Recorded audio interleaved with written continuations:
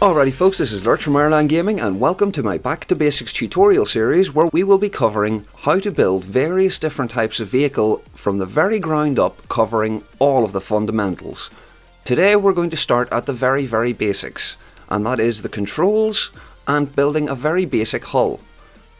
Here we have a couple of examples just to show some of the different concepts available for building hulls. This one on the right here is my Dackle from my Let's Play series and it uses a more traditional boat hull. This next one is the Rottweiler and this uses a wedge-shaped hull. The reason for the wedge shape is it produces much less drag than this hull on the right. Because of the shape, it's more streamlined. This one on the end is another wedge-shaped hull and is something close to what we're going to be building in this tutorial series, at least for the first part.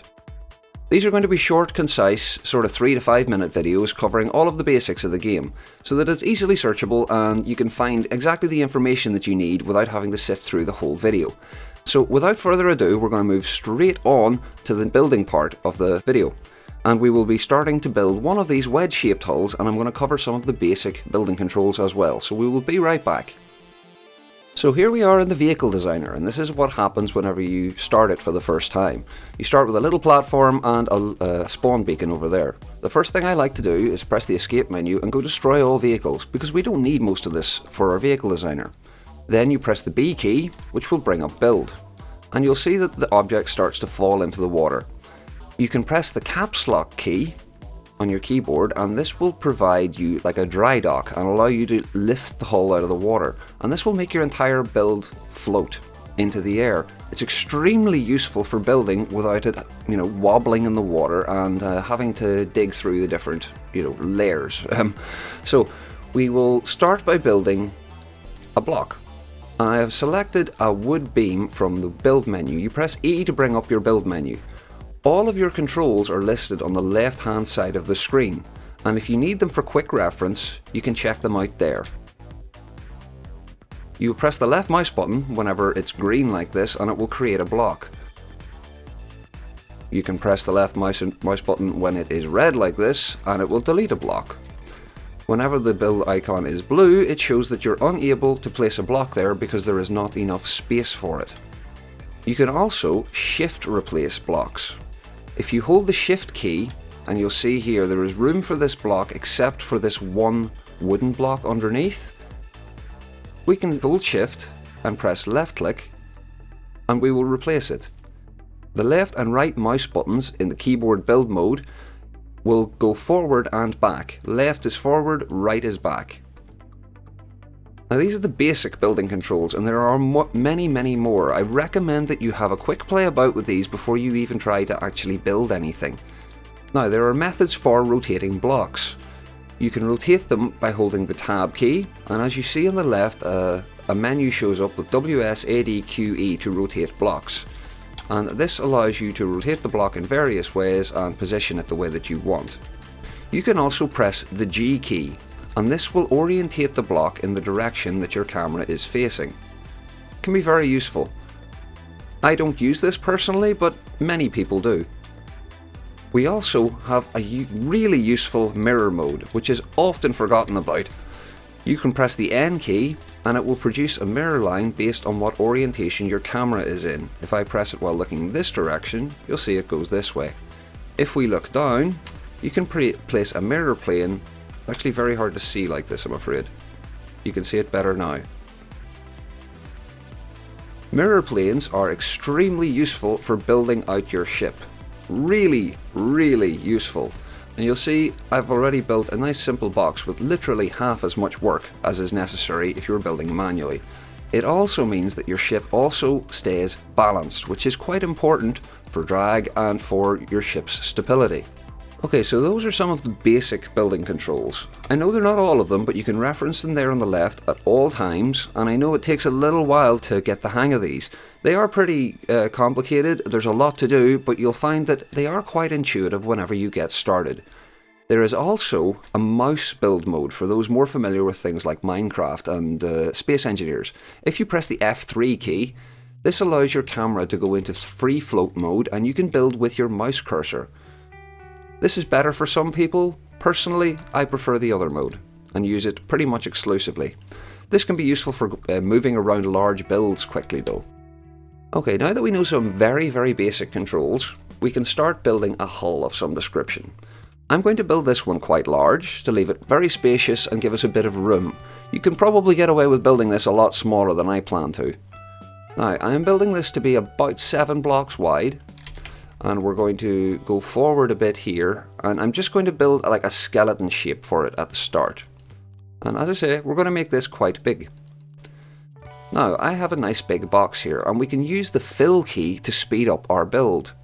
Now that you have a complete circle, like a completely enclosed box, if you look down towards the plane, this won't work. I have to look down towards the gap and press the F key, and this will begin to fill it in with the block that I have selected.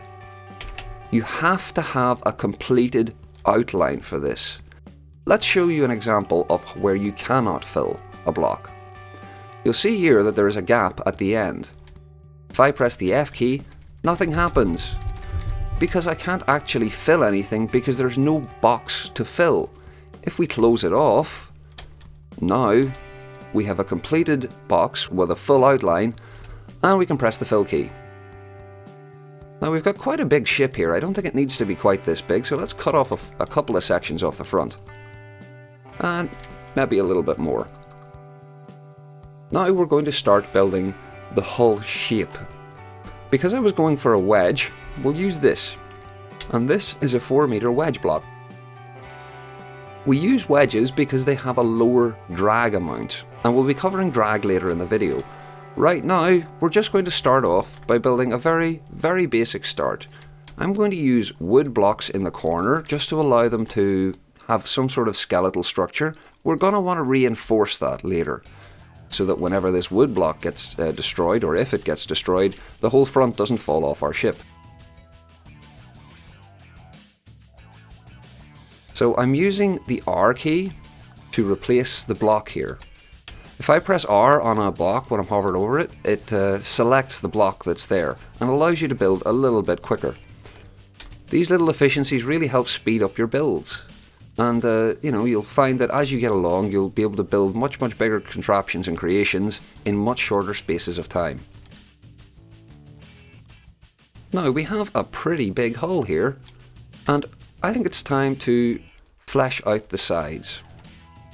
I was using these single blocks here. Let's shift replace them. Now it's important to be very careful here because we can lose this section if I break it off.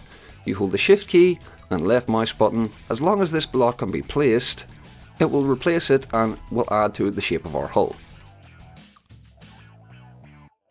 Now, what happens if it's like this and I try to shift replace it? The block isn't actually able to fit there, so if I shift replace it, it's just going to delete that block, and oh no, we lost the nose of our ship.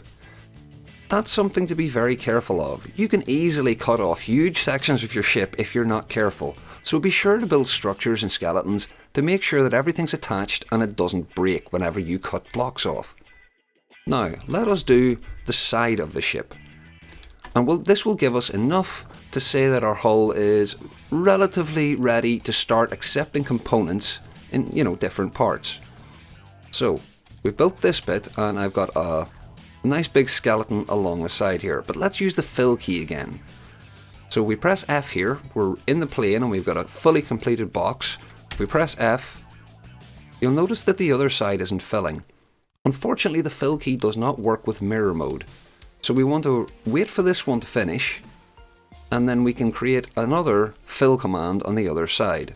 So I'm just going to fill this side the same as the other one. Nice and simple. And now we have quite a considerably lengthy hull. This is great. It gives us lots of room, it's quite long and streamlined, and we can fit a lot of components in here. We can cut bits off the back to make it smaller and more appropriate for the size that we need. It's a good idea when you're building your hulls to leave yourself plenty of room to expand, because you often find later in a build that you just don't have the room that you need to put in all the components that you want. So build slightly bigger than you think you need, and it can really help out. That's going to be it for creating the start of your basic hull. We're going to come back in the next episode and start actually adding engines. So, I do hope you enjoyed the episode. Any likes, subs or comments are really awesome. I love hearing from you guys and I read every single comment. As always, take it handy and have a bloody good day.